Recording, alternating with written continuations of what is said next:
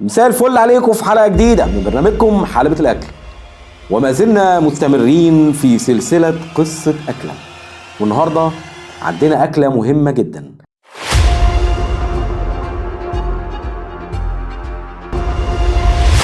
طبعا كلنا بناكل كشري، دي أكلة حلوة جدا وكل المصريين بيعشقوها، وحتى الأجانب لما بيجوا لك هنا بيحبوا ياكلوا كشري. بس عمر سألت نفسك الكشري ده أساسه إيه؟ وهل الكشري أكلة مصرية؟ أحب أقول لك يا صديقي إن الكشري مش أكلة مصرية، دي أكلة يعتبر مهجنة.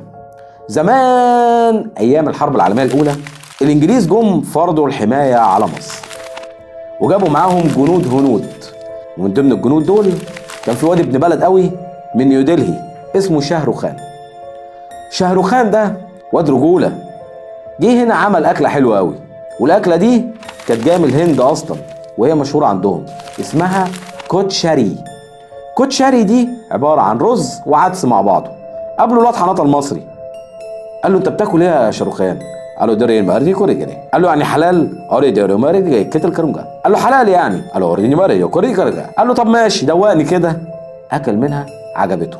فتحوا محلات هنا في مصر في حته كان كلها جاليه ايطاليه. الناس الطليان بيحبوا الايه؟ المكرونه. لما جابوا الكوتشري ده حطوا عليه مكرونه، عجبهم الطعم. المصريين بقى قال لك لا، واحنا نسيبها كده؟ عيب، ما نبقاش مصريين، لازم نحط التاتش بتاعنا.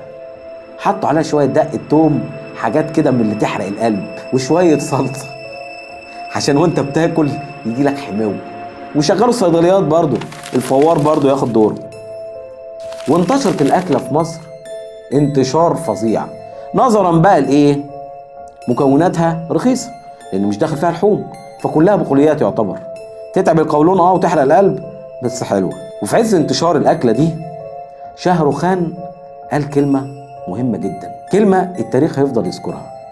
قال هورني كردي مردي كولي كردي مردي كولي سبسكرايب اردي ماري كري لايك كردي ماري جوتي كبري كومنت. ولازم تعرفوا حكايه جديده اكتبوا لنا في الكومنتات. اشوفكم في حلقه جديده. سلام.